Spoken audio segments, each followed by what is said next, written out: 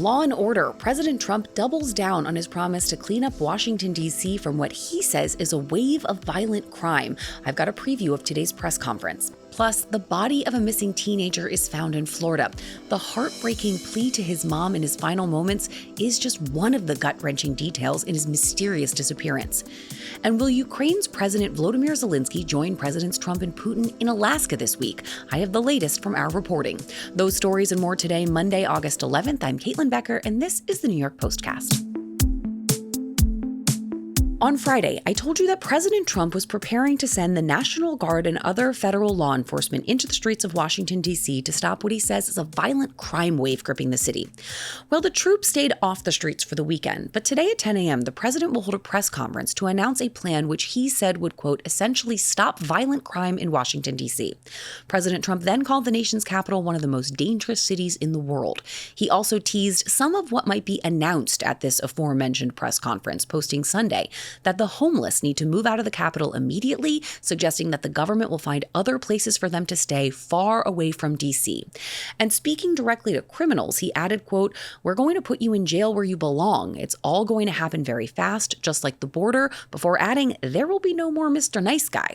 While the National Guard has so far not been officially called in, federal agents have started apprehending drug pushers and other criminals as part of a multi-agency crackdown. The Center for Public Safety at the Rochester Institute of Technology notes that D.C. had the fourth highest homicide rate among U.S. cities in 2024, 27.3 murders per 100,000 people. To put that into context, it's 6 times higher than New York City's rate of 4.7 homicides per 100,000 residents. And now to a tragic ending to a missing person story. The body of a North Carolina teen who vanished after sending his mother a frantic text has been found in a Florida pond. Giovanni Pelletier was in Florida visiting family when he suddenly went missing under suspicious circumstances on August 1st.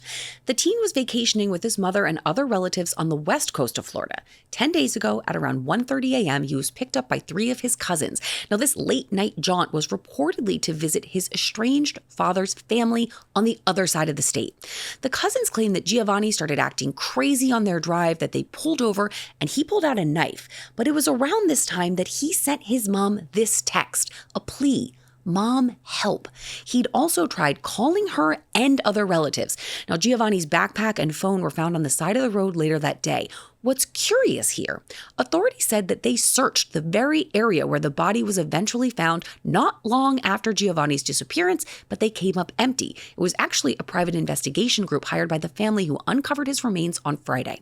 Now, the investigation into his death is still open, and I'll keep you updated as I learn more. And now over to Washington, where senators from both sides of the aisle are shockingly finding themselves on the same side of an issue.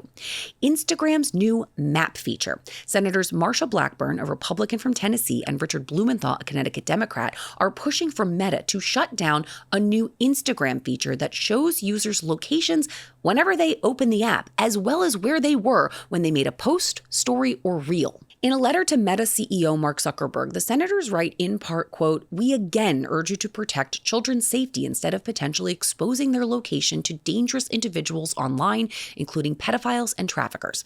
Now look, I also don't want anyone just knowing my location either. And to address that, the new feature is turned off until a user opts in and then can control who sees their locations. All friends, a list of close friends they can build, or no one at all. But clearly, you need a certain level of social media sophistication to understand and do all of that. Now, Meta said that parents who have supervision set up for their kids' accounts have the control over whether or not they share their location. But despite this, the senators are still arguing, quote, Meta's platforms have been consciously designed to prioritize profit over the protection of its most vulnerable users, our children. Now, Instagram previously had a similar feature, a map that displayed photos where they were posted, but that feature was discontinued back in 2016 over claims it just wasn't widely used. Now to our big story, Russia and Ukraine. Much ado has been made about President Trump's plans to get the leaders of Russia and Ukraine together at the negotiating table. The White House announced President Trump's upcoming face-to-face with Vladimir Putin last week. That meeting is officially on the calendar. The pair are scheduled to gather in Alaska on Friday. But whether or not Ukraine's President Volodymyr Zelensky will join them is still an open question. Here's Vice President J.D. Vance on Fox News. One of the most important logjams is that Vladimir Putin said that he would never sit down with Zelensky, the head of Ukraine, and the president has now got that to change. We're at a point now where we're now trying to figure out, frankly, scheduling and things like that around when these three leaders could sit down and discuss an end to this conflict. Zelensky attending aside, the meeting with Putin will be the first time a U.S. president has sat down with his Russian counterpart since 2021. That was when then President Biden met with Putin in Switzerland. President Trump last met with him in 2019 in Japan during his first term. So what would a path to peace look like? One of President Trump's key allies, Senator Lindsey Graham, has some ideas, ones that he shared with the commander-in-chief on the golf course this weekend. I asked New York Post political reporter Ryan King about it. What Graham had floated is the idea that potentially the way to stop the fighting in Ukraine is to come to some sort of settlement similar to what happened with East and West Berlin or happened with North and South Korea, where basically for a period of time they agreed to stop fighting, but maybe the issue isn't fully resolved right away. And so that's what Graham was basically suggesting with Ukraine.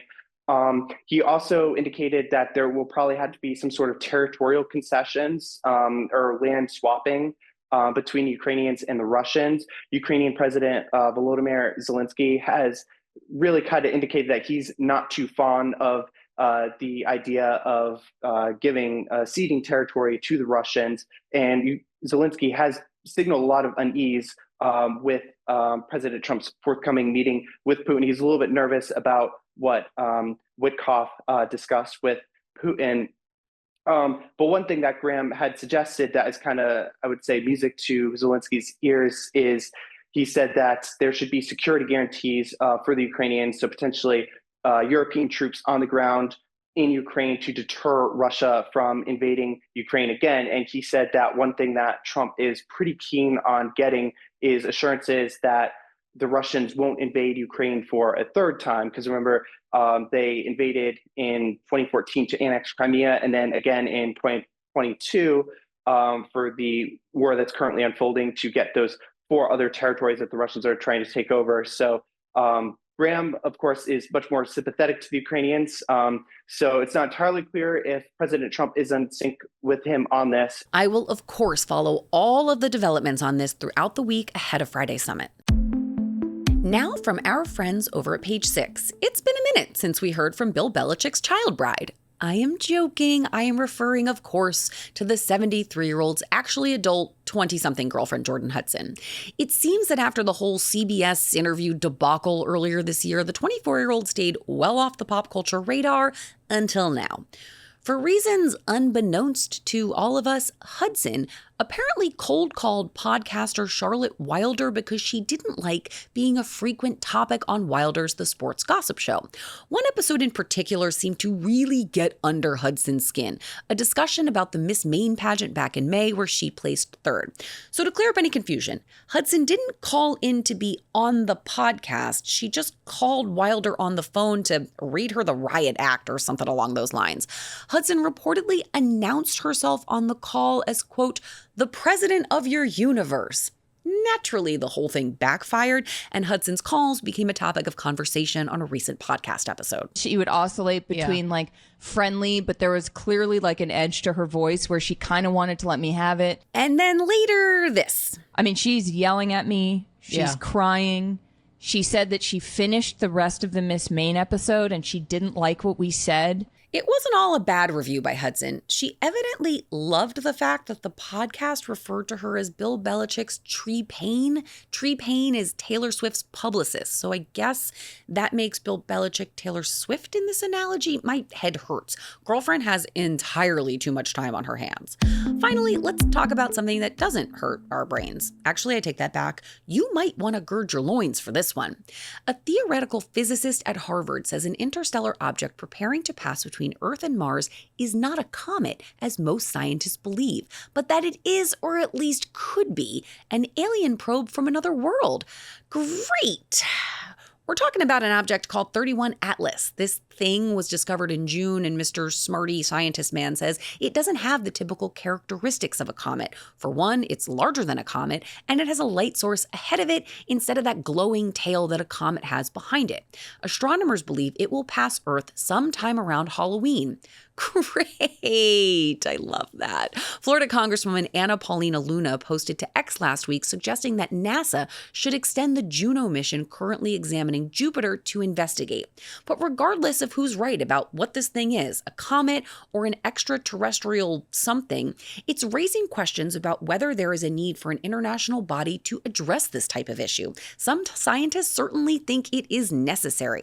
Now, for argument's sake, let's say aliens are in fact doing an Earth drive-by here. Who would make policy decisions for the global community on what to do about it? Congress? Great! Aliens here on Earth in 2025, somehow that tracks. Let's hope they're more ET phone home and less Independence Day. Now, if you are curious about what our possible new alien friends are driving out there, you can see the photos of 31 Atlas at the New York Post. So, of course, check us out in print or online, and like and subscribe to the New York Postcast wherever you get your podcasts and on YouTube. And please just do it quick before aliens take over my job. That just stresses me out. See you tomorrow.